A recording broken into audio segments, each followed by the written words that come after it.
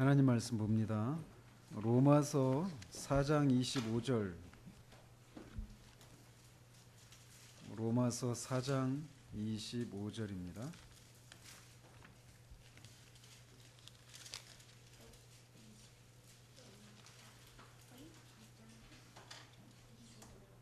자, 같이 읽겠습니다.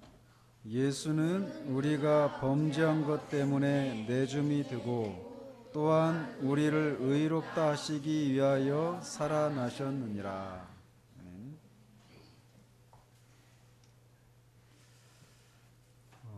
밤새 새가 말씀의 씨앗을 다 빼앗아 간 거 아니에요? 아니에요? 아직 있어요? 자꾸 말씀의 씨앗을 뿌려야 합니다. 우리 마지막 이 찬양 부른 것처럼 눈물로 울면서 씨를 뿌리는 자는 기쁨으로 단을 거둔다라고 했잖아요. 그렇죠? 레오나드 레이븐힐 목사님이 그거를 그렇게 해석을 했어요. 그러니까 농부가 밭에 나가서 막 씨를 뿌리려고 하는데 뒤에서 이 아내가 부인이 막 울면서 이제 따라온다라는 거예요. 왜냐하면 집에 아이들이 굶고 있거든요. 그래서 근데 그걸 밭에 뿌려버리면 애들이 굶잖아요. 그러니까 그걸 생각하면서 막 울면서 뿌리는 거예요. 이걸 지금 굶고 있는 아이가 있는데 이걸 뿌려야 되는 거예요. 근데 그걸 굶는 아이 주려고 주면 다 굶어 죽는 거죠. 그러니까 그런 어떤 그런 상황들을 이렇게 염두에 두고 이렇게 씨를 뿌린다라고 하는 것이죠. 그러니까 눈물을 흘리면서 뿌린다 이 개념이 막 더 확 다가오죠. 그죠?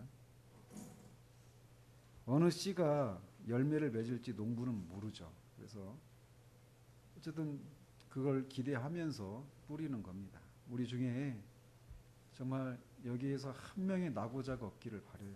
나고자가 뭐예요? 나중에 찾아보세요. 자, 여러분들이 어제 들었던 말씀을 아직도 간직하고 있는지 한번 물어보도록 합니다. 사람이 타락을 했어요. 인간이. 그래서 죄인이 됐는데 두 가지 상태에 빠졌다고 그랬죠. 예, 전적인 부패, 전적 무능력. 그러니까 전적이라고 하는 이 개념도 굉장히 중요해요. 토타라고 하거든요. 그 라틴어로 토탈 전적으로 무능력하고 전적으로 부패해 있다라는 거예요. 그래서 전적으로 부패한 그 결과 사람들은 자기중심적이고 자신의 능력으로 하나님이 아니라 자기 영광을 위해서 살게 되고 그런 삶의 결과 누구의 종로로 탄다고요? 사탄의 종로로 타고 있는 거예요. 누가? 저희요. 모든 사람이, 모든 인류가 다 사탄의 종로로 타고 있어요. 사탄의 노예가 되고 있어요. 사탄의 노예가 되었다라고 하는 표가 어떤 거라고요? 어떻게 사는 거예요? 세상의 풍조를 좇아 살아가는 거예요. 세상의 풍조는 뭐예요? 육체의 정욕, 안목의 정욕, 이생의 자랑. 자, 그렇게 사탄의 종로로 타는 상태에 빠지게 됐어요. 전적인 부패로 인해서. 그리고 전적인 무능력으로 인해서 하나님을 기쁘시게 할 수 있는, 하나님이 인정하시는 그런 삶을 살 수 있다 없다? 전혀 없다라는 거예요. 전혀. 그리고 그렇게 살 의향도 없어요. 살고 싶어 하지도 않아요. 오히려 죄와 이 자기중심적인 자신을 좋아하는 그런 성향을 바꿀 수 없고 또 영적인 지식을 이해할 수가 있다 없다? 없다. IQ 180인 사람은? 없어요. IQ가 300인 사람이라 하더라도 영적인 지식을 이해할 수가 없습니다. 영적인 지식은 오직 무엇으로 말미암아서만 분별된다고요? 성령으로만. 그래서 거듭나서 성령을 소유하지 않은 사람들은 절대로 영적인 지식을 분별할 수가 없어요. 그럼 반대로 정말 아주 지능 지수가 떨어진 그런 사람이라 하더라도 그 사람이 성령을 받은 사람이라면 영적인 지식을 소유할 수 있을까요? 없을까요? 있어요. 있게 되는 거예요. 어린아이들은 그럼 똑똑해지지 않나요? 성령을 받으면 IQ가 높아지는 이런 개념이 아니에요. 그래서 영적인 것들을 분별할 수 있는 그런 능력을 받게 되는 거예요. 자, 그렇기 때문에 부활이 역사적인 사실이라고 하는 것이 분명한데도 불구하고 믿지 못한다라고 어제 말씀을 드렸습니다. 자, 뿐만 아니라 이런 전적으로 부패하고 전적으로 무능력한 상태 가운데 있는 사람들은 마음에 하나님 두기를 싫어해서 육신 가운데 살면서 하나님을 대적하고 그래서 그 결과 하나님의 진노를 쌓아가고 있는 삶을 살고 있다는 거예요. 그래서 하루하루 살아가면 살아갈수록 자꾸 하나님의 진노가 쌓여져 가고 있는 거예요. 어떻게 해야 될까요? 빨리 회개해야 되는 거예요. 따라서 이런 인간의 상태가 이런 상태이기 때문에 부활에 대한 지식 또는 예수 그리스도에 대한 믿음을 가지려면 성령 하나님의 조명하심, 빛을 비춰주시는 것. 어제 살폈죠? 고린도후서 4장 6절에 어두운 가운데서 빛이 있으라 하신 하나님께서 어떻게 한다고요? 예수 그리스도의 그 영광의 광채를 우리 마음에 비추신다라고 하셨어요. 빛이 있으라 하니까 빛이 있었죠. 그러면서 질서와 조화가 생긴 것처럼 성령님께서 우리의 지성에 빛을 비추실 때 우리 안에 그런 질서가 회복이 되어지는 거예요. 그래서 이렇게 성령의 조명하심과 이 중생케 하심, 이것을 통해서만 우리가 부활에 대한 지식 또 예수 그리스도를 향한 믿음 이런 것들을 가질 수 있게 되는 거예요. 그런데 이런 일이 언제 일어난다고요? 성령의 그런 조명하심과 중생케 하시는 일이 언제 일어나요? 말씀을 선포할 때, 설교를 할 때, 또 개인적으로 성경을 읽을 때도 마찬가지예요.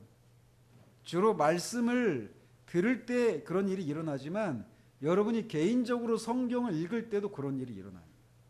그래서 제가 여러분에게 한 가지 제안을 하는데 이 성경학교가 끝나면 이제 개인적으로 성경을 읽기 시작하기를 바라요. 놀라운 일이 일어나요. 성경을 읽다가 보면 갑자기 성경이 진짜 막 살아있는 말씀으로 우리에게 다가와요. 진짜 그런 일이 일어나요. 수많은 사람들이 성경을 읽다가 변화를 받았어요. 여러분 배너라고 하는 영화 혹시 보셨어요? 아니요. 굉장히 긴 영화인데 나중에 여러분이 좀 성장하면 그때 볼 수 있기를 바라요. 그 영화를 만든 감독이 원래 왜 그 영화를 만들려고 했냐? 영화를 만들기 위해서 반기독교적인 영화를 만들기 위해서 성경을 읽기 시작했어요. 그러니까 이 기독교 이건 완전히 구라다. 구라 알아요? 김구라. 네? 그러니까 완전히 이건 거짓말이다. 헛소리다. 이 기독교인들 다 미친 사람들이다. 완전히 어리석은 사람들이다. 이거를 입증하기 위해서 그런 영화를 만들려고 했어요. 그래가지고 그러려면은 이 기독교인들이 뭘 믿는지를 알아야 되잖아요. 그래서 성경을 읽었어요. 성경을 읽었다고 어떻게 된지 알아요? 그 사람이 회심을 한 거예요. 그리고는 그 배너라고 하는 영화를 만든 거예요. 성경을 읽다가 그런 일이 일어나는 거예요. 자, 그래서 이 부활이란 이 지식을 설교하는 그런 방법을 통해서 성령의 역사가 성령의 역사가 일어나서 우리에게 초자연적으로 이 부활의 지식이 우리에게 전해지는 거예요. 그래서 내가 여기 살아있다, 내가 존재한다, 이 사실을 부인하는 것보다 더 확실한 그런 지식을 갖게 돼요. 여러분이 여기 있다, 우리 리틀 하연이가 여기 있다, 이거 알 수 있죠? 부인할 수 없죠? 그죠? 근데 그것보다 더 분명한 지식을 갖게 돼요. 예수님이 부활하셨다라고 하는 거예요. 어떻게? 성령께서 우리 영혼에 조명하시고 중생케 하시는 일을 통해서 그런 일들이 가능하게 되는 거예요. 그러니까 신자들, 믿는 사람들은 아, 부활이 역사적인 증거를 가지고 있구나, 이런 것을 통해서 믿게 되는 것이 아니라 말씀을 읽거나 들을 때 성령께서 역사하셔서 그걸 믿게 되고, 그 어제 처음에 말씀드렸던 그런 증거들을 가지고 아, 진짜 확신하게 되는 거예요. 아시겠죠? 그러니까 이 증거들은 믿음을 갖게 하는 수단이라기보다는 이미 믿음을 가진 사람들에게 더 큰 확신을 가지게 만드는 그런 거로 작용하는 거예요. 자, 그래서 오늘은 우리가 그런 상태에 있단 말이에요. 전적인 부패와 전적인 무능력으로 인해서 하나님과 원수된 사이에 있어요. 그런 상태 가운데 있는 우리들이 그냥 살다가 죽으면 어떻게 될까요? 지옥 가요. 지옥에 가는 거예요. 다, 모든 인간이. 그런데 그런 죄인들을 향해서 하나님이 무슨 일인가를 하신 거예요. 그 무슨 일이 무엇이냐면 하나님의 아들을 이 땅에 보내신 거예요. 언제 보낸 거예요? 언제? 사람들이 어떤 상태 가운데 있을 때? 하나님과 원수 관계일 때, 하나님을 미워하고 하나님을 대적하는 그런 상태 가운데 있을 때 하나님이 하나님의 아들을 이 땅에 보내신 거예요. 너무 죽지 않아요? 그리고 이 땅에 보내셔서 사람이 되신 분이 바로 예수님이신데, 그 예수님이 이 땅에서 사시고 또 십자가에 죽으시고 부활하시는 것을 통해서 저와 여러분들을 구원하기 위해서 필요한 모든 일들을 하신 거예요. 구원이라고 하는 그런 말을 표현하는 그 영어 단어가 여러 가지가 있어요. salvation, redemption, redeem, 또 뭐가 있을까요? deliverance라고 하는 단어도 있고, deliverance라고 하는 단어가 있는데, deliverance라고 하는 단어가 구원이라고 하는 의미예요. 근데 deliverance라는 단어가 어디서 나왔냐면 delivery에서 나왔어요. delivery가 뭐예요? 하진아, delivery가 뭐야? 발음이 시원찮아서 못 듣는 건지. delivery는 뭐냐면 배달하는 거예요. 물건을 옮기는 거. 해봐. 그래, 그거. 미안해. 자, 하연이가 크게 한번 해봐. 저기에서 나온 게 deliverance라고 하는 단어인데, 이 구원이라고 하는 단어가 그런 의미예요. 그러니까 배달하다, 옮긴다, 이런 의미예요. 그러니까 구원이라고 하는 개념에는 어떤 개념이 담겨 있느냐면 어떤 상태에서 어떤 상태로 옮겨졌다, 이런 의미가 있는 거예요. 그래서 from where to where. 내가 발음하기가 어렵네. 이 네이티브가 앞에 있어가지고. 근데 어쨌든 목사님 그렇게 배웠으니까 잘 알아들어. 알았지? 그래서 어떤 상태에서 또 다른 상태로 옮겨지는, 이게 바로 구원이에요. 그래서 우리가 구원을 받았다라고 그것을 이해하려면 우리가 구원 받기 전에는 어떤 상태 가운데 있었는가를 아는 것이 필요한 거예요. 그래서 우리가 나눴잖아요. 그죠? 전적인 부패와 전적인 무능력의 결과로 우리가 어떤 상태 가운데 있었는지. 자, 한번 생각해 보세요. 우리가 어떤 상태에서 구원을 받아야 될까요? 먼저는 하나님이 우리를 향해서 어떻게 하고 계셔요? 진노하고 계시는 거예요. 우리를 향해서 진노의 화살을 지금 당기고 계셔요. 이걸 놓는 순간 우리는 영원한 심판을 받아야 되는 거예요. 그런 진노에서 우리가 벗어나야 돼요. 우리가 하나님의 진노 아래 있다라는 겁니다. 또 하나는 어떤 게 있을까요? 우리가 사탄의 지배를 받는다고 그랬죠. 그죠? 사탄의 지배를 받고 있어요, 우리가. 또 사망의 지배를 받고 있죠. 죽음의 지배. 또 하나는 뭐가 있을까요? 죄의 지배를 받고 있어요. 죄의 지배를 받고 있다는 얘기는 사단의 지배를 받고 있다는 게 뭘까요? 사단의 지배를 받고 있다는 얘기는 뭐냐면 사단의 이 지배에서 벗어날 수가 없다라는 거예요. 사단이 시키는 대로 해야 된다라는 거예요. 사단에게서 우리가 벗어날 수가 없는 그런 상태에 있다라는 거예요. 지배 아래 있다라고 하는 것은. 마찬가지로 사망의 지배 아래 있다라고 하는 것도 마찬가지예요. 사망에서 우리가 벗어날 수가 없는 거예요.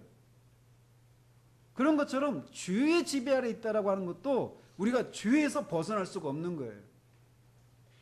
죄의 권세 아래 우리가 있는 거예요. 그래서 죄를 어떻게 돼요? 지을 수도 있고 지을 수도 없어요?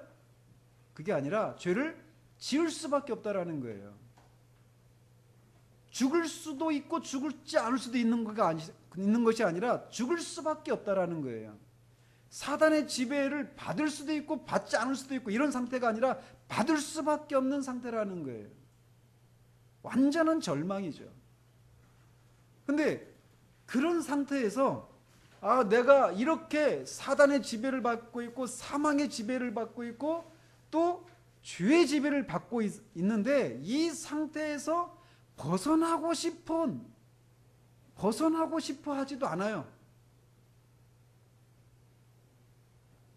무슨 말이냐면 그런 상태 가운데서 벗어날 수 있는 길이 무엇일까요? 그 상태에서 벗어날 수 있는 길은 우리에게는 없어요. 우리 자신에게는 그 길이 없어요. 우리 밖에서 누군가가 우리를 구원해 주는 그 구원자가 있어야 된단 말이에요. 근데 그 구원자를 하나님이 보내신 거예요. 그분이 누구셔요? 예수 그리스도셔요. 근데 그 예수 그리스도를 믿음으로 그분을 우리의 주님으로 삼아야 되는데 어제 어떻게 말씀드렸어요? 전적인 부패 상태 가운데 있는 사람은 어떤 삶을 산다고 그랬어요? 첫 번째 얘기했죠. 자기 중심적인 삶을 산다고 그랬어요. 이기적인 삶을 살아가는 거예요. 자기가 주인이 되어서 살아가는 거예요. 하나님이 주인이 아니라 자기가 주인인 거예요. 그래서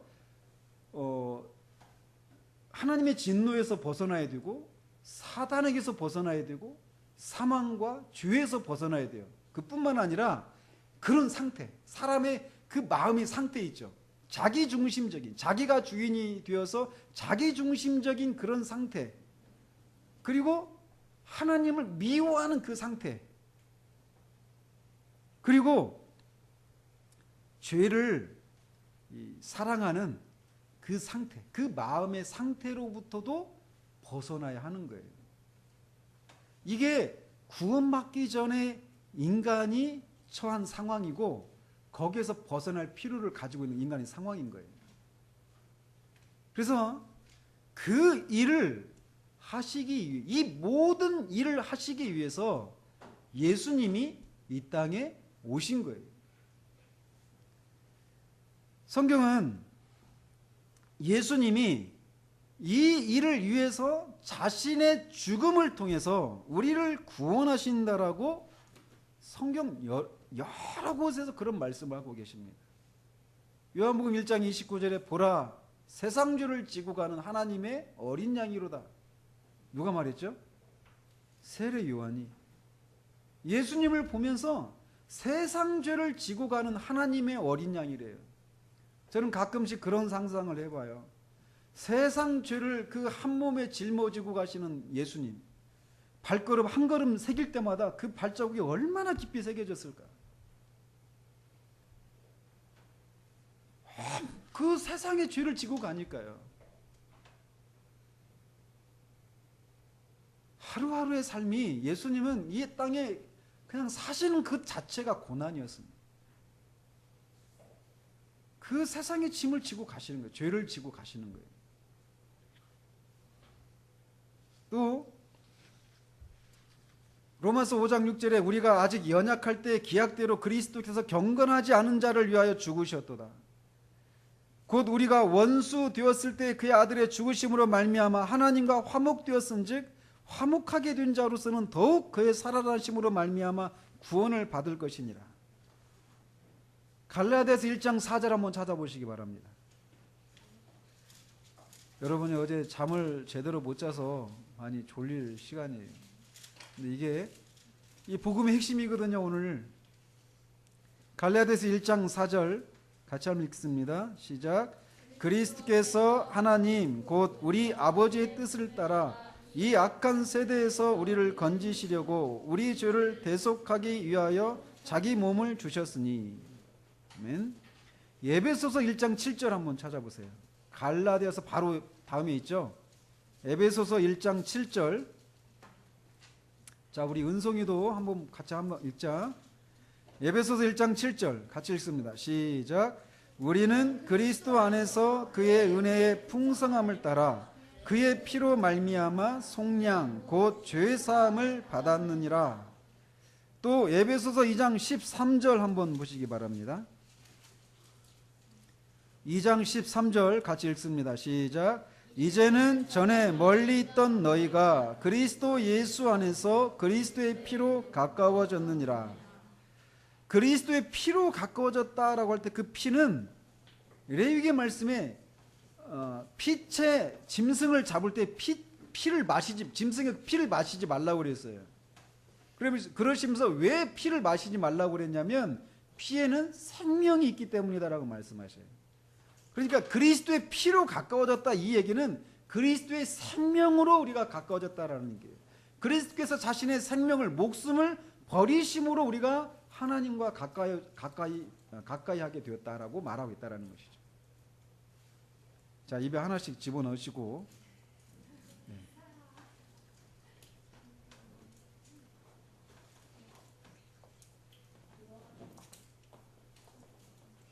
이렇게 성경에서는 뭐 이외에도 많은 곳에서 막 수십 구절입니다.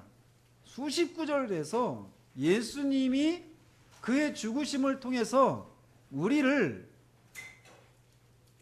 구속하셨다라고 하는 이 일이 성경 여러 곳에서 말하고 있다라는 것이에요. 이 이외에도 요한일서 2장 2절 한번 보시기 바랍니다. 여기 하나 있을 건데 요한일서 2장 2절 저기 있는 세 번째 칸에 세 번째 줄에 세 번째 칸. 자, 파란색 있죠? 시작. 그는 우리 죄를 위한 화목 우리만 위할 뿐 아니요 온 세상의 죄를 위하심이라. 자, 고린도 후서 5장 14절 한번 찾아보시기 바랍니다. 고린도 후서 고후 이렇게 되어 있어요. 여기는 없어요. 여기는 없고 성경을 찾아보시기 바랍니다. 고린도 후서 5장 14절 같이 읽습니다. 시작. 그리스도의 사랑이 우리를 강권하시는도다.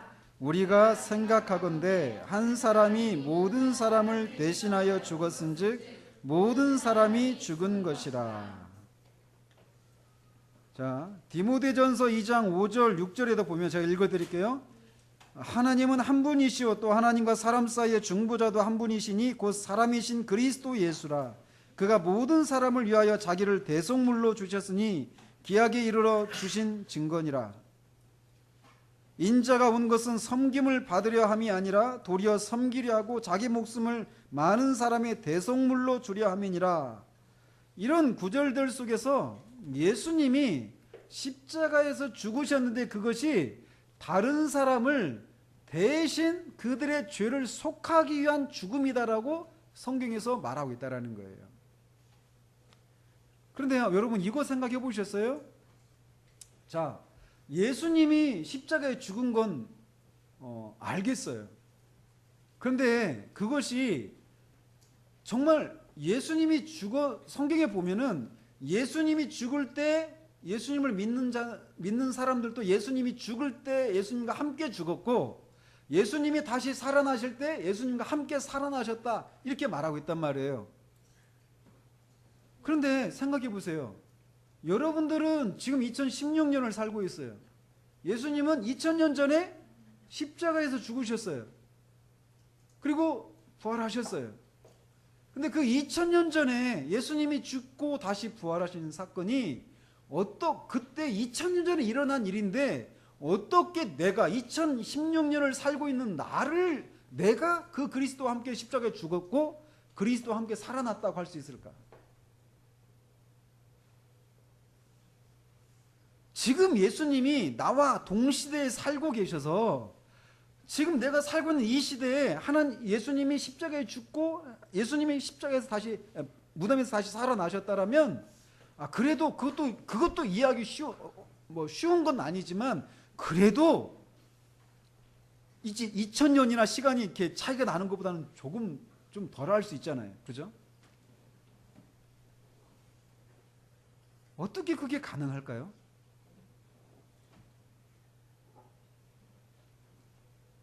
아무 생각이 없으시죠?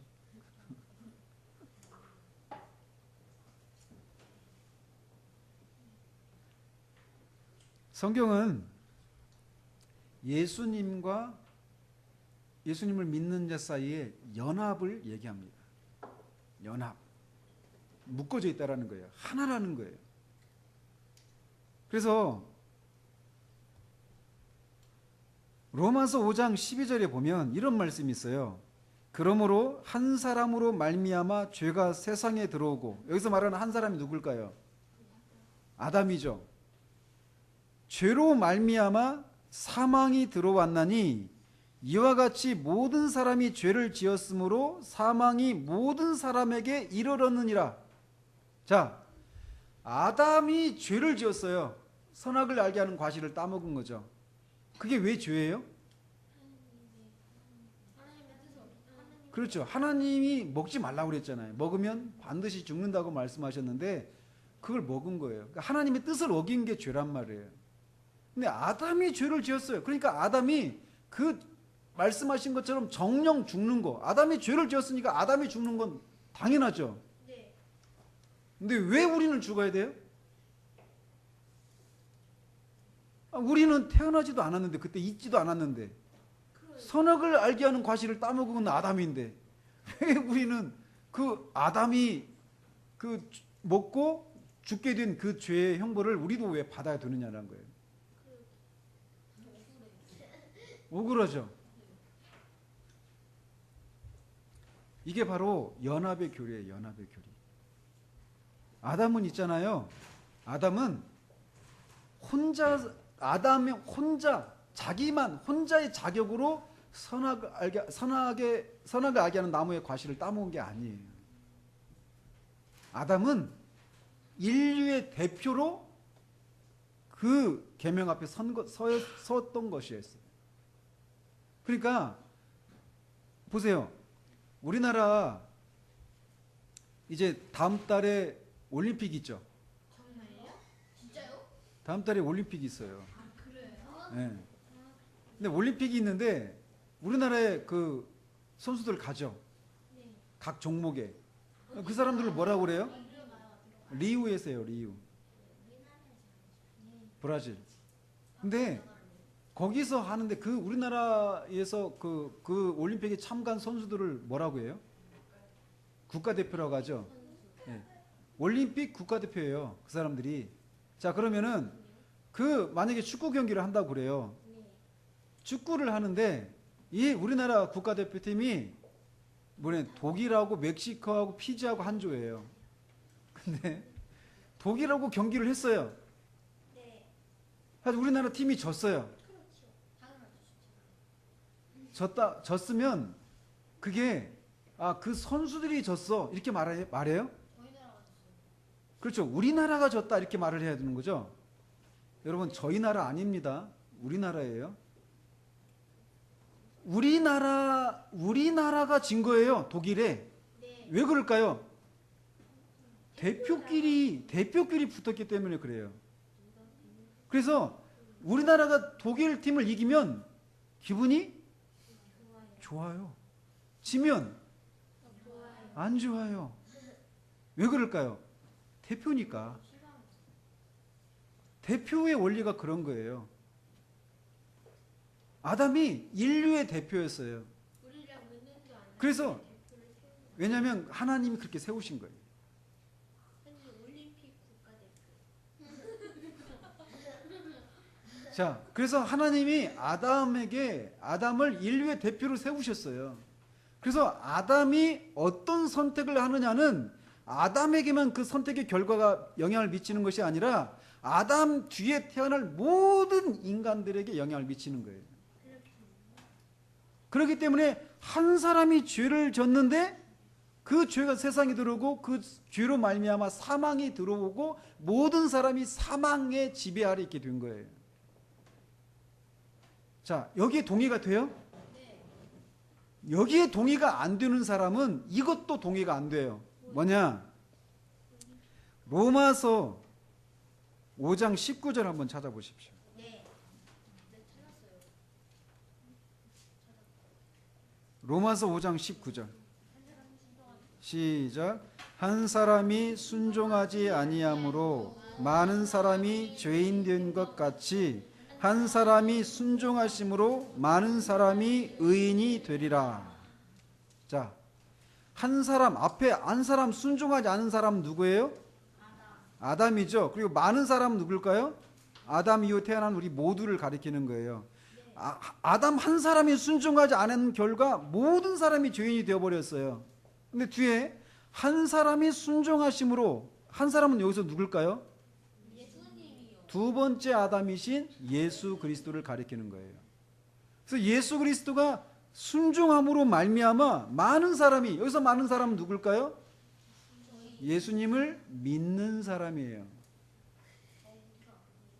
그래서 예수님이 대표하는 그 사람들, 예수님이 대표하는 그 사람들이 의인이 된다라는 거예요. 예수님이 대표하는 사람들이 누굴까요? 믿는 사람들이에요. 그 모임이 뭐예요? 교회예요. 근데요, 아담이요. 죄를 지었을 때 모든 사람이 다 타락을 했는데 왜 하나님 예수님이 순종하실 때는 왜 모든 사람이 아니라 그 중에서 믿는 사람만 하느냐? 그게 하나님의 주권이에요. 왜요? 왜냐? 모든 사람이 죄를 지었으니까 어때요? 모든 사람은 죄인이죠. 네. 하나님을 아까 말씀드렸죠. 하나님을 미워하고 하나님을 대적하고 자기 중심적이고 자기 영광을 위해서 살아가는 거예요. 네. 그런 사람을 하나님이 구원해 주실 의무가 있을까요? 없을까요? 없어요. 있어요. 없어요. 의무가 없어요. 하나님은 사랑의 하나님이시지만 공의의 하나님이셔요.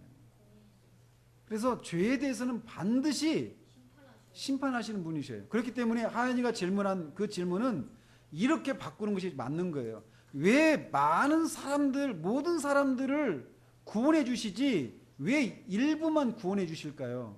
이것이 아니라 지금 제가 저 충분히 잤는데 지금 제가 헷갈리는 것 같아요. 맞죠? 예, 그렇게 질문할 것이 아니라 예. 모든 사람들이 다 그 죄를 지어서 지옥의 형벌을 받아야 되는데 왜 그 중에서 일부만 구원해 주실까? 이게 이해가 안 된다라는 거예요. 왜 모든 사람들을 구원해 주시지 않을까? 이런 질문을 갖는 것이 아니라 왜 우리는 구원해 주실까? 이런 질문을 갖는 것이 정당하다라는 거예요. 왜일까요? 인간이 죄인이니까. 하나님은 죄인을 구원해 주시지 않아도 하나님은 사랑의 하나님이셔요. 저 여러분을 구원해 주시지 않아도 하나님은 사랑이셔요. 왜 그러는지 아세요? 십자가를 통해서 우리를 향한 하나님의 사랑을 확정하셨죠. 하나님이 사랑의 하나님이시라는 것을 분명하게 드러내셨죠. 그러면 그때 하나님이 사랑이라고 하는 하나님의 성품이 그때 생긴 걸까요? 아니요. 하나님은 변함이 있어요, 없어요? 없어요. 하나님은 점점 사랑이 점점 커가시는 이런 성장이 필요한 분이셔요, 아니셔요? 아니셔요. 하나님은 불변하셔요.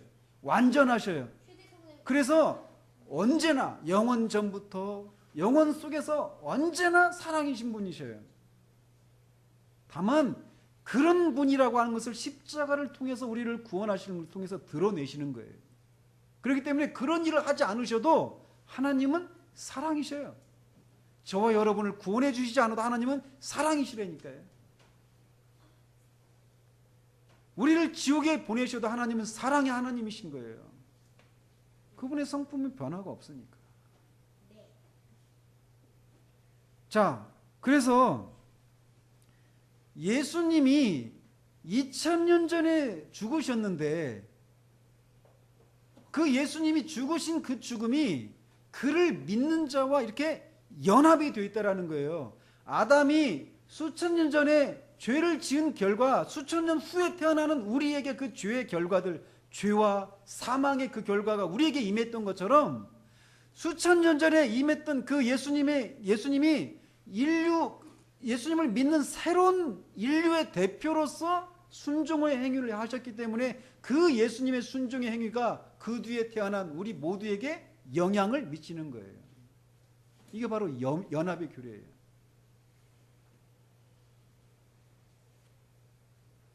자, 그런데 예수님은 죄가 있어요, 없어요? 죄가 없으셔요. 죄가 없으신 분이 십자가에서 죽었어요. 신명기 23장 21장 23절에 나무에 달려 죽은 자마다 어떤 자라고 말하고 있느냐면 하나님께 저주를 받은 자라고 말을 해요. 예수님이 나무에 달려 죽으셨잖아요. 십자가에. 예수님이 저주를 받아서 죽으신 거예요. 죄가 없는 분이 저주를 받았다. 하나님의 저주를 받았다. 그게 가능할까요? 죄가 없는 분을 하나님이 심판하시는 것이 의로운 일일까요? 하나님은 죄 없는 사람을 심판하시면 안 돼요. 반대로 죄가 있는 사람을 죄에 대해서 반드시 형벌을 하시지 않고 죄 있는 사람을 용서해 주시는 것도 하나님이 의로운 분이 아니신 거예요. 여러분 이런 생각할 수 있잖아요. 언젠가 하연이가 그런 질문을 했어요. 하나님이 사랑이신데 왜 하나님이 사랑이신데 우리 죄를 용서해 주시면 되지 왜 그렇게 안 하느냐고. 왜냐하면 하나님은 공의 하나님이시기 때문에 그러는 거예요. 공의가 뭐지요? 의로운 거예요. 정의로운 분이신 거예요. 자, 생각해 보세요. 제가 법원의 그 재판장이에요. 재판장이라고 합시다. 재판장인데 여의가 큰 죄를 짓고 법원에 들어온 거예요. 얼마나 비극이에요. 아버지가 딸을 이제 그 죄를 이제 막 선포해야 되니까. 그런데 분명히 죄를 지었어요. 그런데 나는 우리 딸을 사랑하고 사랑이 많은 재판장이니까 용서해 줘야 되겠다 하고 무죄 땅땅땅 하면 어떻게 될까요? 옆에 있던 주행이가 아니 여기가 이렇게 죄를 지었는데 어떻게 무죄로 갈 수 있느냐. 죄를 지었으면 반드시 벌을 받아야지. 그러지 않겠어요? 이게 사탄이 계속해서 하나님을 향해서 송사했던 거예요. 로마서 3장 25절 한번 보시기 바랍니다.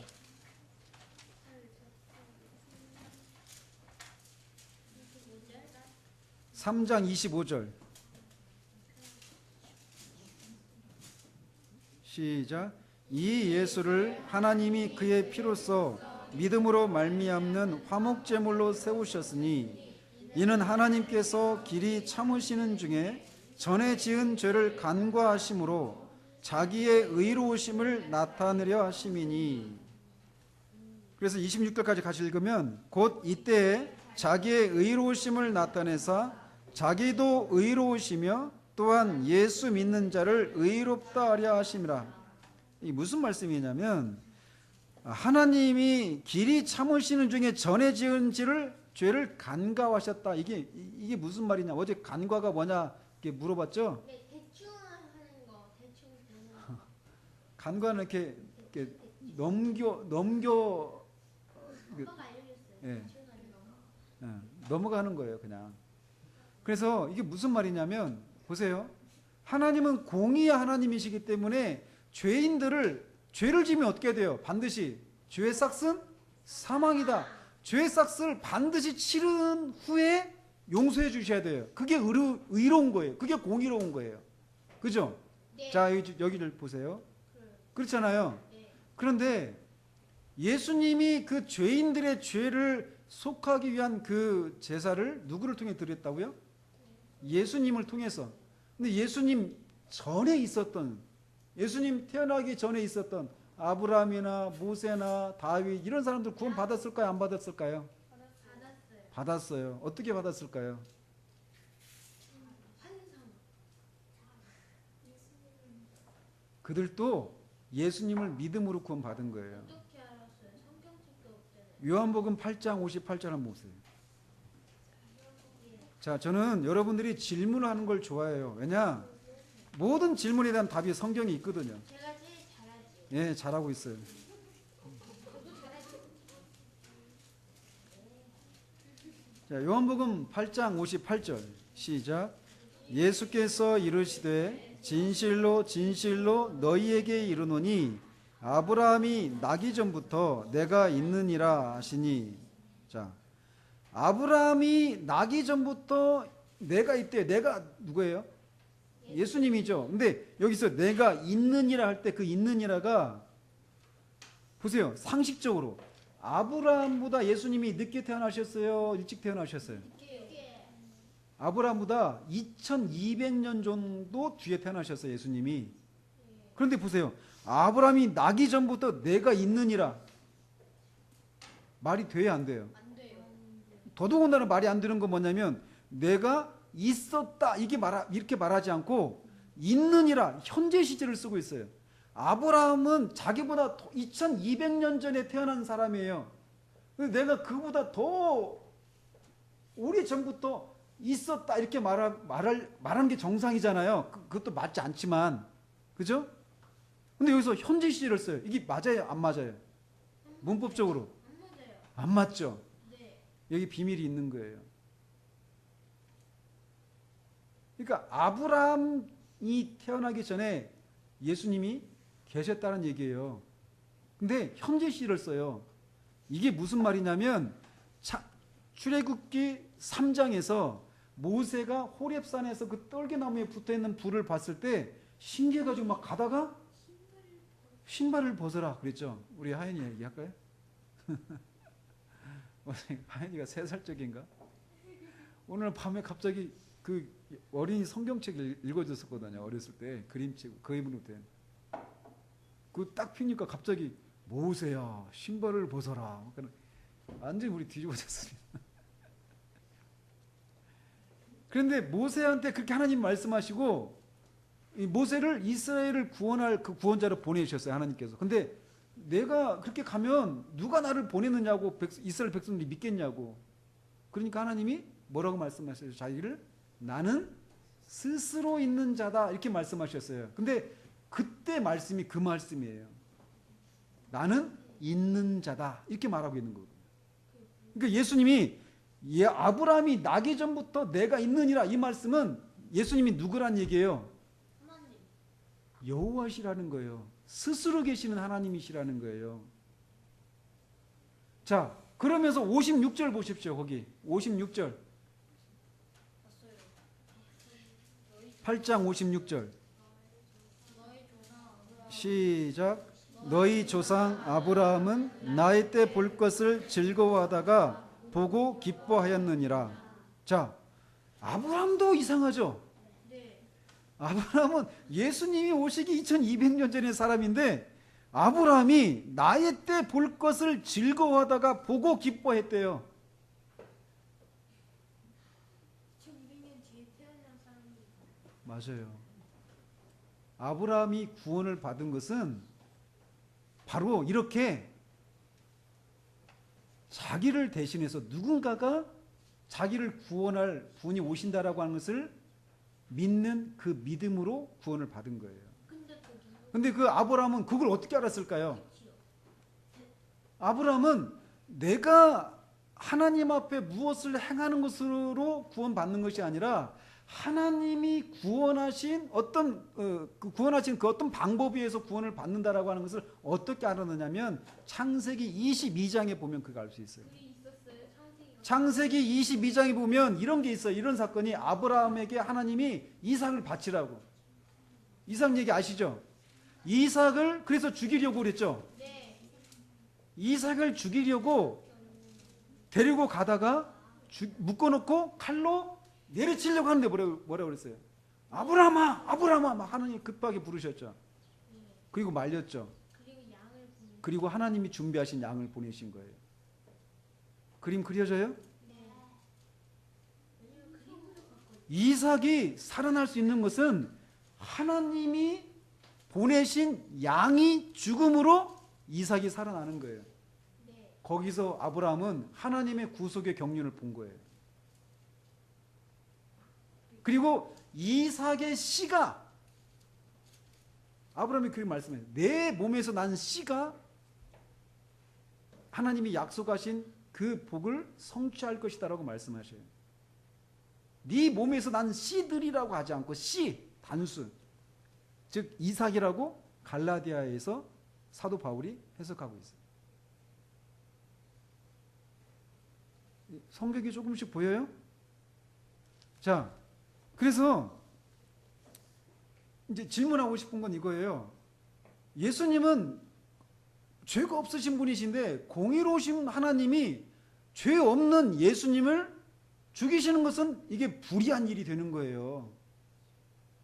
그죠? 그리고 죄 있는 우리를 용서해 주시는 것도 하나님에게는 불의한 일이 되는 거예요. 그러면 우리에게 있는 죄값을 우리가 치르고 나서야 우리를 용서해 주시는 것이 공의로운 거예요. 그 방법이 무엇인지 아세요? 그 방법이 무엇이냐면 구약에서 제사를 드릴 때 어떻게 지냈어요? 제사장들이 양이나 소나 송아지 이런 것들을 죽이죠. 근데 왜 죽여요? 자기 죄를 속하기 위해서 하는 거예요. 자기 죄를 용서받기 위해서. 근데 그러면 죄를 지은 죄인이 양을 가지고 가는 거예요. 그 희생 제물을 가지고 와서 어떻게 해요? 죽이기 전에 거기에다가 안수를 하는 거예요. 희생 제물의 머리에 안수를 하는 거예요. 이게 안수하는 행위가 무슨 행위냐면 자기 죄를 그 짐승에게 넘겨주는 거예요. 그게 뭘까요? 한자로 전가시킨다고 그래요. 전가. 응?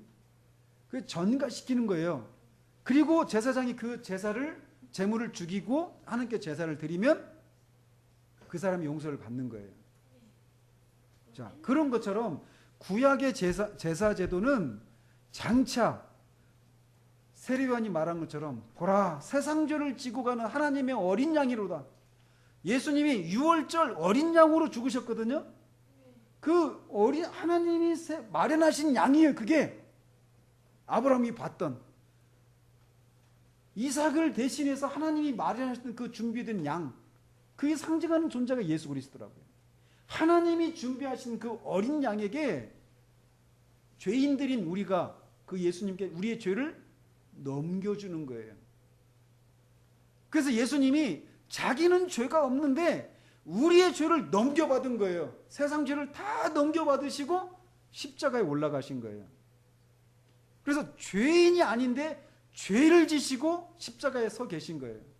그 죄인을 향해서 하나님이 심판을 하신 거예요. 그 심판의 결과 어떻게 됐어요? 예수님이 죽으신 거예요. 자, 죄의 싹은 사망이죠. 예수님이 죽었어요. 그럼 죄값 치렀죠. 근데 죄값 치러서 죽어버렸으면 끝장난 거잖아요. 근데 다시 살아나신 거예요. 그게 부활이에요. 그 살아날 때는 죄값을 이미 다 치른 사람으로 새로운 사람으로 태어나는 거예요. 자, 그 과정에서 우리의 죄를 예수님께 넘겨주는 거예요. 그러면 우리의 죄를 넘겨받으신 예수님이 하나님께 진노를 받아서 죽으셔요. 죄값을 치르시기 위해서. 그리고 그 예수님이 살아나시고 그 얘기를 미리 해버린 지금 제가 뒤죽박죽이 돼버렸는데 살아나시고 나서 그 예수님에게 죄를 넘겨줬던 그 사람들도 예수님이 죽을 때 같이 죽은 거예요. 죽고 다시 같이 살아날 때 예수님이 이 땅에서 사실 때 어떻게 하셨어요? 이 땅에 사시면서 예수님 모든 죄인들처럼 전적 부패 상태 가운데 있는 죄인들이 자기 중심적인 삶을 살고 하나님의 계명을 어기고 하나님의 뜻을 어기며 살았던 그런 삶을 사셨을까요? 예수님은 모든 순간 하나님의 계명을 다 지키는 삶을 살았어요. 하나님의 계명을 다 지키면 어떻게 될까요? 뭘 얻어요? 영생을 얻는 거예요. 예수님이 하나님의 계명을 다 지키고 살아서 얻은 그 영생을 예수님을 믿는 자들에게, 예수님과 함께 죽었다가 다시 살아난 자들에게 주시는 거예요. 자, 어쨌든 예수님은 이렇게 우리의 죄를 전가받으시고 우리를 대신해서 죽으신 거예요. 자, 근데 그 죽음이 아까 말씀드렸죠. 5가지 상태에서 벗어나야 된다고 그랬죠. 어떤 상태? 하나님의 진노에서 벗어난다고 그랬죠. 또 사단의 지배에서, 사망의 지배에서, 죄의 지배에서, 또 우리의 그런 상태, 자기중심적이고 육신을 따라 살고 하나님을 미워하고 살아가는 그 마음의 상태, 그 상태에서 벗어나야 된다고 그랬어요. 이 5가지 일이. 그 일이 십자가에서 이루신 거예요. 그래서 예수님이 요한일서 2장 1절 저기 있죠. 저기 세 번째 줄 세 번째 칸에 시작. 그는 우리를 위한 화목제물이니 우리만 위할 뿐 아니요 온 세상의 죄를 위하심이라. 화목제물이 뭘까요? 화목하기 위해서 치르는 제물이 화목제물인데, 화목해야 된다는 얘기는 어떤 상태라는 거예요? 화목하지 못하다는 거죠. 누구와 누구 사이가? 하나님과 우리 사이가. 하나님과 우리 사이 어떤데요? 하나님 입장에서 하나님이 우리를 진노하고 계시는 거예요. 그러니까 하나님은 공의로우시고 사랑이신 거예요. 그래서 우리를 향해서 진노하고 계시는 거예요. 근데 그 진노를 우리에게 쏟으셔야 되는 거예요. 죄인이니까. 그런데 그거를 누구를 향해서 쏟으셨다고요? 예수님을 향해서. 그래서 예수님이 십자가에서 달리셔서 막 그런 고통을 하시잖아요. 엘리 엘리 라마 사박다니, 나의 하나님 어찌하여 나를 버리셨나이까. 예수님은 십자가에서 그렇게 하나님으로부터 버림을 받았어요. 그 한 몸에 하나님의 진노를 다 받으신 거예요. 그래서 우리와 하나님 사이를 화해를 시키시는 거예요. 화목하게 하시는 그런 제물로 드리신 거예요. 그래서 그 예수님이 그렇게 화목제물로 드리셨고 그거를 받으셨다는 증거가 뭐예요? 예수님 부활하신 거예요. 그래서 예수님을 믿는 사람들은 하나님의 진노에서 벗어나게 되는 거예요. 하나님과 화목을 이루게 되는 거예요. 그러면 어떻게 되느냐? 진노에서 벗어난 사람들은 이제 더 이상 하나님 나를 진노하시지 않는구나. 거기서 만족하며 사는 것이 아니라 하나님과 더욱더 화평을 누리며 살아가는 거예요. 그게 로마서 5장 10절에서 말하고 있는 거예요. 자, 이렇게 예수님은 첫 번째 일을 하셨어요. 또 사단의 집에서 벗어나야 된다고 그랬죠.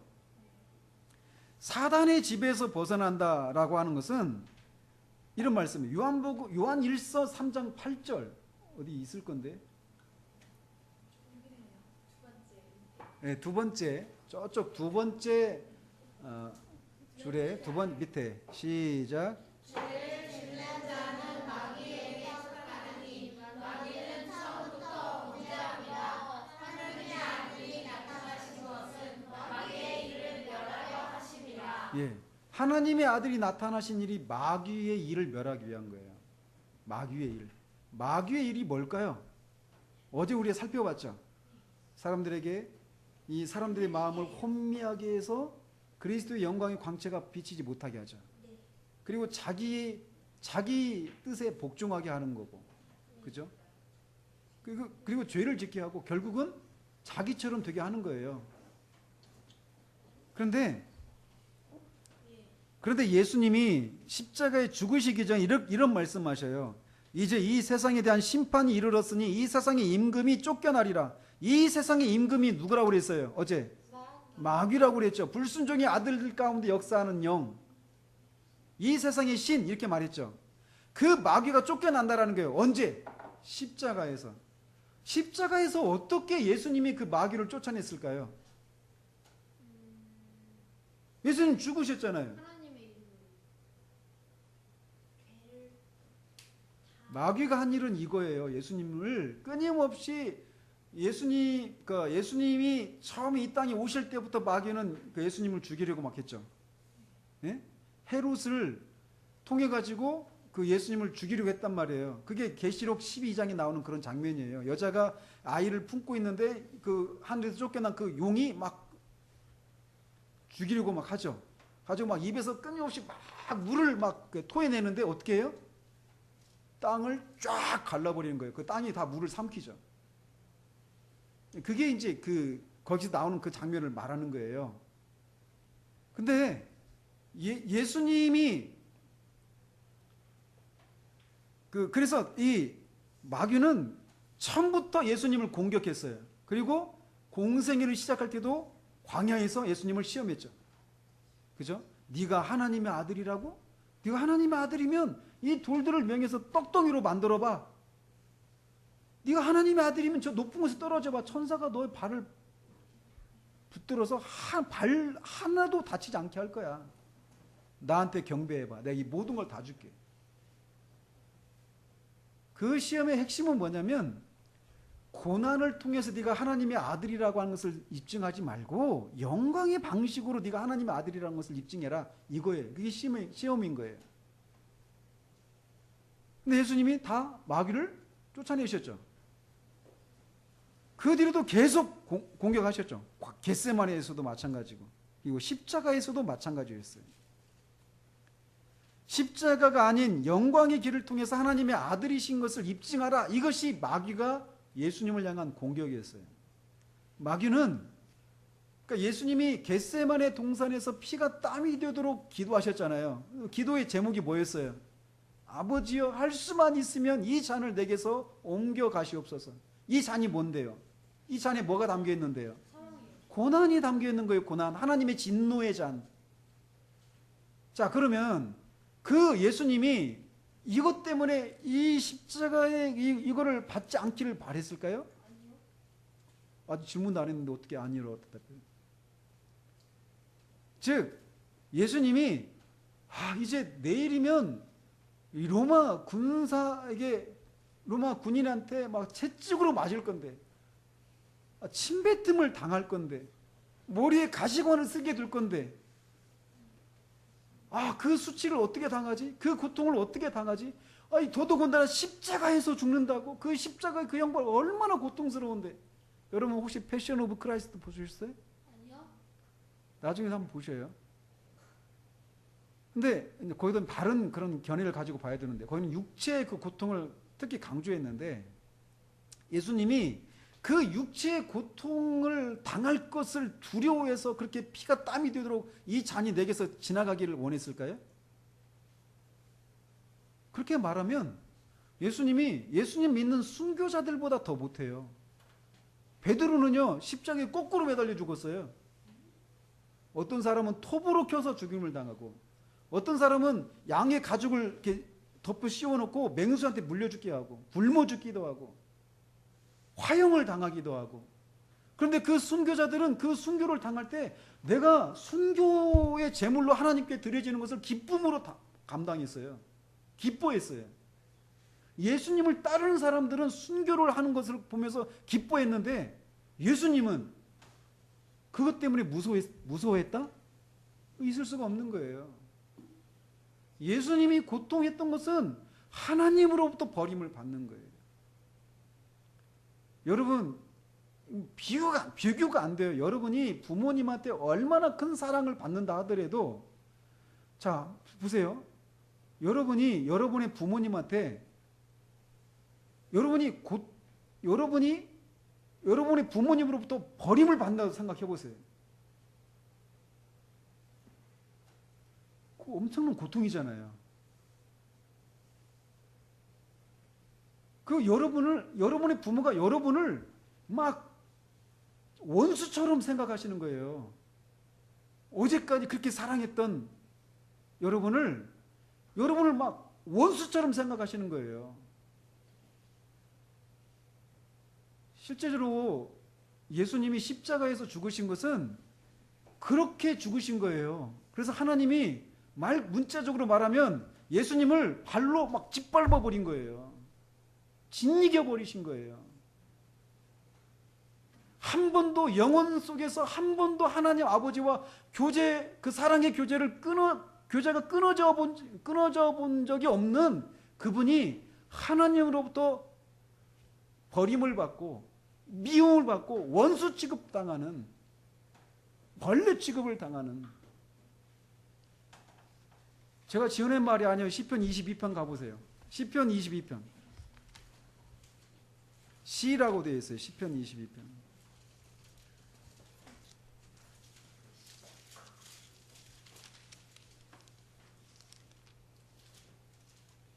제가 빨리 읽어드릴게요.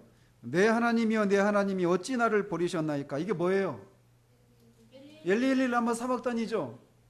예수님이 십자가에서 그 외치신 말씀은 바로 시편 22편을 말씀하신 거예요. 그러니까 시편의 한 구절을 인용한다는 얘기는 22편 전체를 인용한다는 것 같은 맥락이에요. 그걸 대유법이라고 하는 거예요. 제유법. 그래서 그렇게 막 말씀하시면서 어찌하여 나를 돕지 아니하시며 내 신음소리를 듣지 아니하시나이까. 내 하나님이여 내가 낮에도 부르짖고 밤에도 잠잠하지 아니하오나 응답하지 아니하시나이다. 뒤로 쭉쭉 넘기시면 6절에 보세요. 나는 벌레요 사람이 아니라 사람의 비방거리요 백성의 조롱거리입니다. 나를 보는 자는 다 나를 비웃으며 입술을 비축거리고 머리를 흔들며 말하되 그가 여호와께 의탁하니 구원하실걸 그를 기뻐하시니 건지실걸 하나이다. 하나님의 아들이신 하나님과 한 번도 그 사랑의 그 연합의 관계가 끊어져 본 적이 없었던, 늘 이는 내 사랑하는 자야 내 기뻐하는 자라고 말씀하셨던 그 예수님이 하나님에게서 벌레 취급을 당하고 있는 거예요. 원수 취급을 당하고 있는 거예요. 하나님으로부터 짓이겨지고 계신 거예요. 그 고통이 감당을 못 하시는 거예요. 그래서 할 수만 있으면 이 방법이 아닌 다른 방법으로 죄인들을 구원할, 하나님의 백성들을 구원할 방법이 있다면 그 길을 택해 주시라는 거예요. 그렇지만 내 뜻대로 마시고 아버지 뜻대로 하시옵소서. 사단은 그 지점에서 예수님이 실패할 거라고 생각했던 거죠. 이 길이 아닌 고난의 잔을 마시지 않고 다른 길을 선택할 거라고 생각한 거예요. 그렇지만 예수님이 십자가에서 그 고난의 잔을 한 방울도 남기지 않으시고 다 마시신 거예요. 그리고 다 이루신 거예요.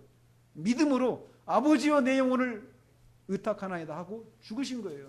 하나님께 버림받은, 완전한 버림을 받는 그 상황 가운데서 믿음을 발휘하신 거예요. 아버지가 내 영혼을, 내가 의탁한 그 영혼을 책임지실 것이다. 나를 살리실 것이다. 믿음으로 죽으신 거예요. 사단이 사람들에게 계속 아담에게서부터 계속 거짓말 해온 게 있어요. 그게 거짓의 압이거든요. 그게 뭐냐면 사람들로 하여금 하나님의 사랑에 대한 의심을 불러일으키는 거예요. 하나님이 동산에 있는 그 많은 동산에 있는 그 어떤 열매도 먹지 말라고 하더냐? 이렇게 묻잖아요. 그 말을 틀어가지고 이렇게 물으면서 하나님이 인색하시고 뭔가 사람에게 좋은 것 주지 않으려고 하는 것처럼, 그런 분처럼 사람이 생각하게 만든 거예요. 근데 있잖아, 저거 먹으면 너희들이 하나님같이 되거든. 근데 하나님 같이 되는 거를 하나님이 싫어하셔서 그걸 먹지 못하게 한 거야. 하나님이 정말 사랑의 하나님이시라면 어떻게 그럴 수 있느니? 진짜 사랑이 많은 부모라도 자기 자식이 자기보다 더 잘 되기를 바라지. 그게 부모의 심정 아니야? 때문에 이런 거죠. 근데 자기와 같이 되는 것을 막으려고 그걸 못 먹겠다 하면서 하나님의 사랑을 의심하게 한 거예요. 그러니까 그걸 따먹고 하나님같이 되리라. 그게 바로 죄를 진 거예요. 그래서 처음부터 그 죄를 짓고 사람으로 하여금 사망의 지배를 받게 했기 때문에 그는 처음부터 살인자라고 말을 하는 거예요. 사람을 죽였거든. 근데 그거를 십자가에서 예수님이 막아버린 거예요. 하나님의 사랑을 의심케 하는 그 상황 속에서 믿음으로 하나님께 순종함으로 사단의 그 괴계를 무력화시켜버린 거예요.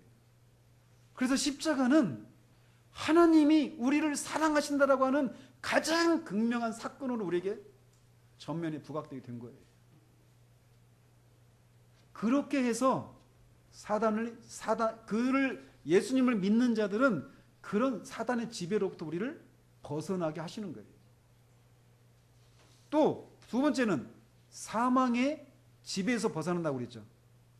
사망의 지배, 모든 사람이 사망 아래에 있어요. 히브리서 2장 14절 15절 한번 찾아보십시오.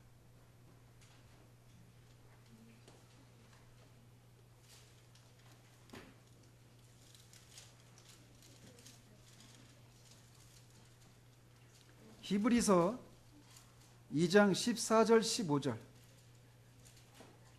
같이 읽겠습니다. 히라고 되어 있죠. 2장 14절 15절 시작. 자녀들은 혈과 육에 속하였음에 그도 또한 같은 모양으로 혈과 육을 함께 지니심은 죽음을 통하여 죽음의 세력을 잡은 자 곧 마귀를 멸하시며 또 죽기를 무서워함으로 한평생 매여 종로로 타는 모든 자들을 놓아주려 하심이니. 자, 마귀는 하나님께 죄를 지음으로 스스로 사망의 영역에 머무르게 됐어요. 근데 그 마귀의 꾀임을 받은 인간들도 결국 마귀가 속한 그 영역에 빠지게 된 거예요. 그 바로 사망의 영역.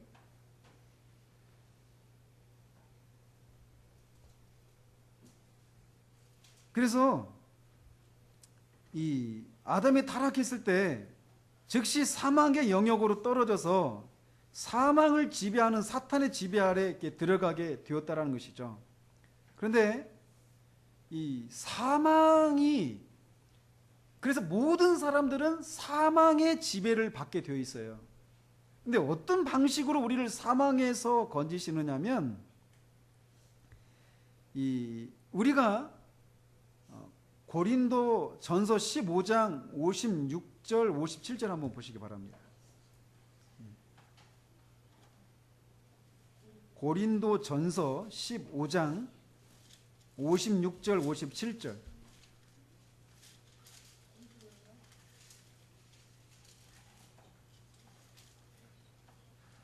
자, 같이 읽습니다. 시작. 사망이 쏘는 것은 죄요 죄의 권능은 율법이라 우리 주 예수 그리스도로 말미암아 우리에게 승리를 주시는 하나님께 감사하노니. 자, 이게 무슨 말이냐면 사망이 쏘는 것은 죄요. 이게 무슨 말이냐면요. 우리가 왜 죽어요? 뭐 때문에? 죄 때문에. 죄의 싹슨 사망이니까. 그러니까 우리가 죽어야 되는 것은 우리가 죄인이기 때문에 죽는 거예요. 근데 우리가 죄인이라고 하는 것을 어떻게 알아요? 죄가 뭐예요? 죄가 율법을 어기는 거예요. 하나님의 뜻을. 그러니까 어때요? 율법이 우리를 너는 죄인이다 라고 정죄하면 그 율법의 정죄에 따라 우리가 사망을 하게 되는 거예요. 그러면 우리가 사망의 지배로부터 벗어나는 길은 뭐냐면 죄를 없애는 거죠. 그죠? 근데 죄를 없애는 방법이 뭘까요? 율법의 지배에서 벗어나는 거예요. 율법의 지배에서 벗어나는 얘기가 뭐냐면, 자, 여러분이 말씀을 읽을 때마다 부모를 공경하라. 우리 십경이 지금 계속 보고 있죠. 부모를 공경하라. 이 말씀을 딱 들을 때, 그 말씀 들을 때 어땠어요? 여러분들 마음에 막 찔림을 받았죠. 아, 내가 부모를 공경하라고 하는 이 죄를, 이 죄에서도 자유로운 사람이 아니구나. 근데 그 율법이 우리가, 그래서 너는 죄인이야 라고 우리를 정죄한단 말이에요. 그러면 그 율법의 정죄를 받으면 어떻게 돼요? 우린 죽어야 돼요. 그래서 율법의 정죄에서 벗어나는 방법은 율법이 우리에게 요구하는 것은 반드시 지켜줘야 돼요. 어떻게 하셨느냐면, 우리가 율법을 지키지 못한 것에 대해서는 벌을 받아야죠. 근데 그 벌을 누가 받았어요? 예수님이 받은 거예요, 대신. 그래서 율법이 우리가 지키지 못한 것에 대해서 우리에게 요구하는 그 형벌을 예수님이 대신 받으심으로 그 부분 우리가 벗어나게 되었어요. 그리고 또 하나, 근데 율법을 또 우리는 계속 또 지켜야 돼요. 율법을 반드시 지켜야 되거든요. 근데 그것도 어떻게 하셨냐면, 아까 말씀드렸죠. 예수님이 사시는 동안 율법을 모두 지키신 거예요. 그리고 율법을 다 지키고, 그 율법을 지킨 것을 우리를 대표해서, 우리를 위해서 지키신 것이어서 우리가 그걸 지킨 것처럼 여겨주시는 거예요. 그래서 우리를 율법의 영역이 아니라 어디로? 은혜의 영역으로 넘겨버리시는 거예요. 보세요. 우리나라에서 죄를 지었어요. 제가 죄를 지었어요. 우리나라에서 아주 끔찍한 죄를 짓고 다른 나라로 도망가 버렸어요. 다른 나라로. 근데 그 나라는 우리나라하고 범죄자 인도 계약 이런 걸 맺지 않았어요. 그래서 다른 나라 가면 우리나라 검사가 다른 나라 쫓아가서 저를 잡아갈 수 있어요? 없는 거. 왜냐하면 우리나라 법은 우리나라 영토 안에서만 작용하기 때문에 그래요. 다른 나라에서는 그 법이 작용을 하지 않아요. 제가 그래서 이 대한민국이라고 하는 이 법의 체계에서 다른 나라의 법의 체계로 넘어가 버린 거예요. 그게 구원받은 거예요. 그래서 우리가 율법 아래 있었는데 더 이상 이제 우리가 율법 아래 있지 않고 은혜 아래 있게 되어버린 거예요. 어떻게? 예수님이 우리를 대신해서 율법의 형벌을 받으시고 우리를 대신해서 율법을 지키심으로 말미암아. 그러니까 어때요? 율법의 지배를 받지 않으니까 율법이 우리를 정죄할 수 있어요, 없어요?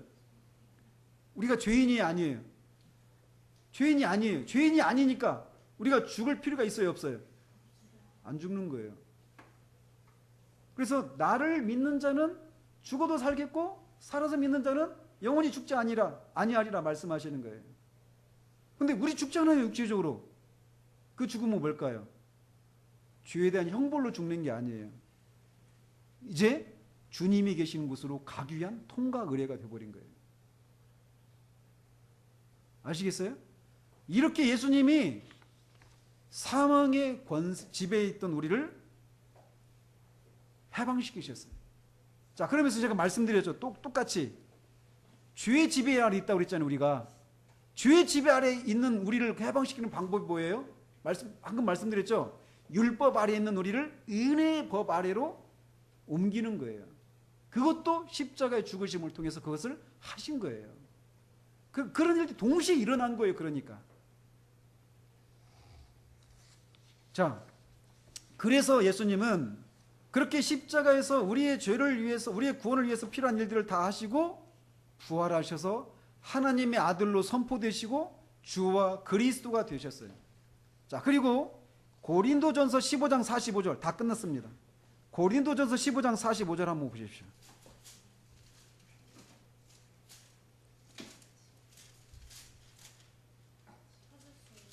네. 고린도전서 15장 45절 같이 읽겠습니다. 시작. 기록된 바 첫사람 아담은 생명이 아담은 살려주는 영이 되었나니. 첫사람 아담은 누군지 알죠? 네. 근데 마지막 아담은 누굴까요? 예수님이요. 예수님이에요. 마지막 아담이 예수님이거든요. 근데 예수님이 자, 첫사람 아담은 어떤 영이 되었다고요? 생명이 뭘까요? 생명의 영?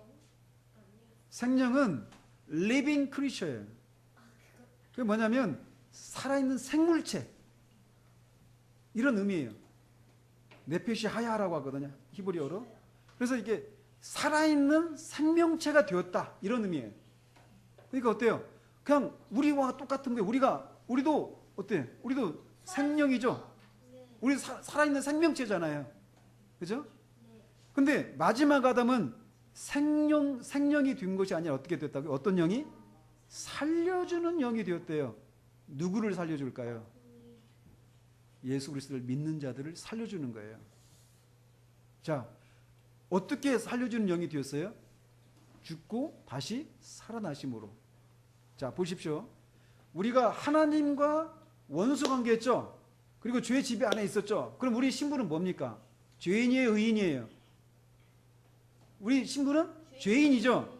근데 하나님과 우리가 관계를 회복하려면 우리가 죄의 용서를 받아야 돼요. 그죠?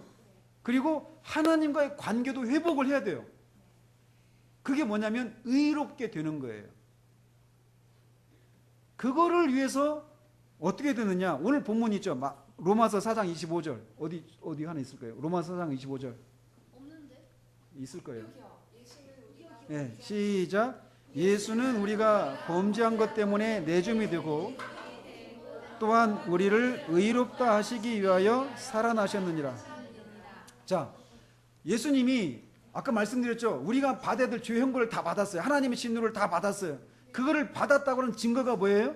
예수님이 살아나신 거예요. 그래서 예수님이 우리가 범죄한 것 때문에 내줌이 되고 또한 우리를 의롭다 하시기 위해서 살아나셨다는 거예요. 그러니까 부활하셔서 우리가 의롭게 된 것이 아니라 십자가에서 우리의 죄를 다 치르셨기 때문에 우리가 의로운 사람이 되었다라고 하는 증거로 부활을 시키신 거예요. 그래서 예수님 안 믿는 자들은 다 의로운 사람이 된 거예요. 죄 용서를 받았고 하나님의 죄를 한 번도 짓지 않은 사람처럼 우리를 대하시는 거예요. 그래서 그 하나님 앞에 죄를 미워하시고 죄를 반드시 심판하신 하나님 앞에 우리가 설 수 있는 거예요. 누구의 의로 말미암아? 예수 그리스도의 의로 말미암아. 또 아까 말씀드렸죠. 5가지 말씀드렸죠.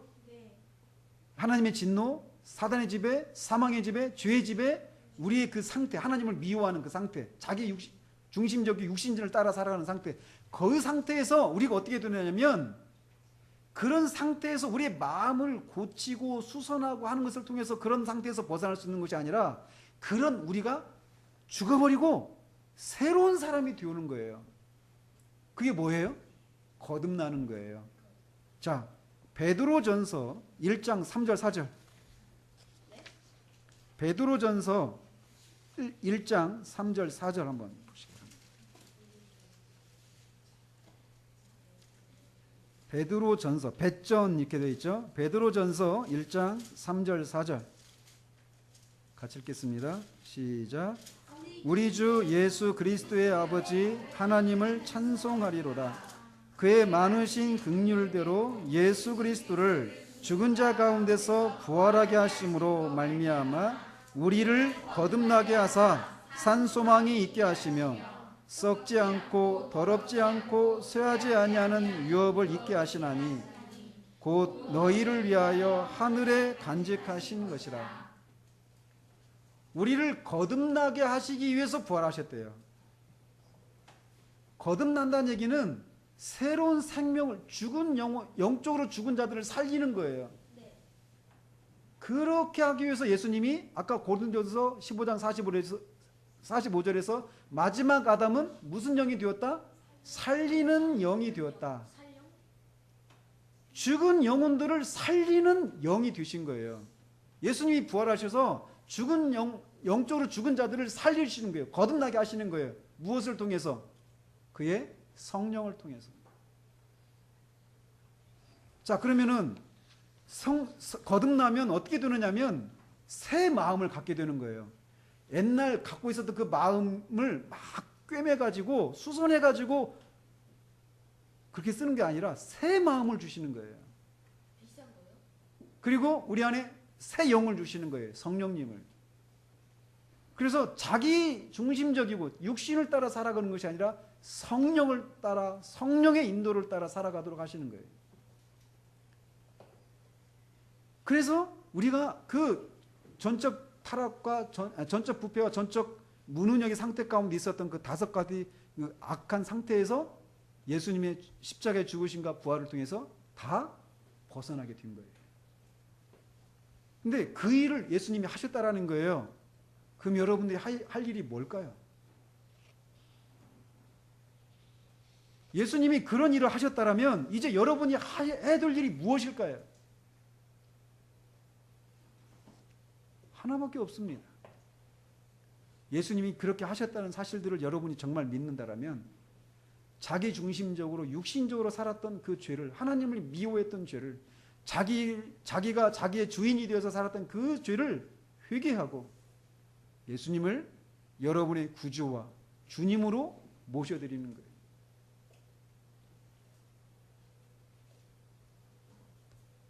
여러분, 성경학과 다 끝났습니다. 여러분이 이제 들었던 말씀을 가지고 생각해야 되는 거예요. 나는 어떻게 살 것인가?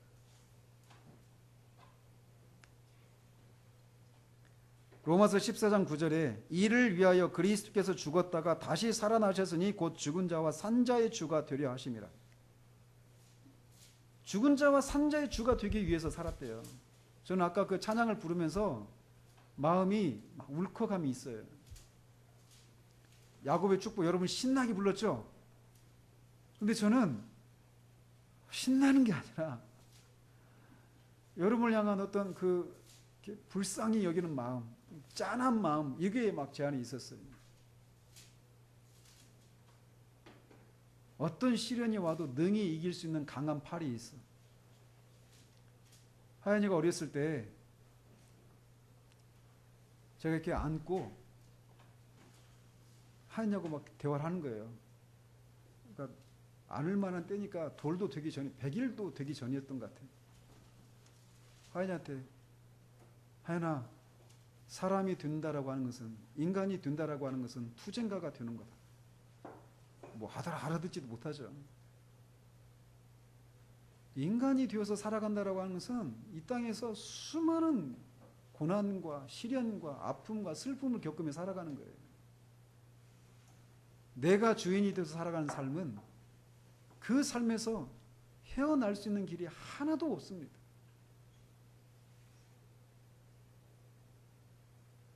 그때 기도했던 그거예요. 하나님, 이 아이의 주인이 되어 주십시오. 여러분이 앞으로 살아가야 될 세상은 이미 지금도 그렇지만 여러분이 주인이 되어서 살아가는 그 삶으로는 이 세상을 헤쳐나갈 수 없습니다. 예수님은 우리가 주인 되어서 살았던, 그래서 하나님을 대적하고 하나님께 진노를 사 마땅하고 영원한 형벌을 받아야 될 그런 우리를 대신해서 그 아들에게 진노를 다 쏟으시고 그를 믿는 자마다 주 용서와 함께 우리의 주인이 되셔서 우리의 삶을 이끌어 가시기를 열망하시기 때문에 그렇게 죽은 자 가운데 다시 살아나셨습니다. 예수님을 믿으십시오. 믿지 않았던 죄를 회개하십시오. 그러면 성령의 선물을 받을 것입니다. 이런 복이 우리 친구들에게 임하기를 바랍니다. 기도하겠습니다. 하나님 아버지, 부족한 것이 이 짧은 시간에 광대한 심오한 복음을 참으로 하나님 얼기설기 그렇게 전하게 되었습니다. 전해진 말씀을 주의 성령께서 사용하셔서 저들의 어두운 지성을 성령께서 조명하시고 그들의 마음을 거듭나게 중생케 하셔서 그리스도께서 십자가에서 또 부활을 통해서 이루신 일들이 무엇인지를 알고 자기를 주인 삶은 그 삶에서 그 죄에서 돌이켜 회개하고 예수님을 자신의 구주로 주님으로 믿고 영접하여 정말 주님이 이끄시는 대로 그 삶을 살아 참된 생명과 평안을 누리며 살아가는 우리 아이들이 또 우리 모든 사람들이 될 수 있도록 주님 도우시기를 원합니다. 예수 그리스도 이름으로 기도합니다. 아멘.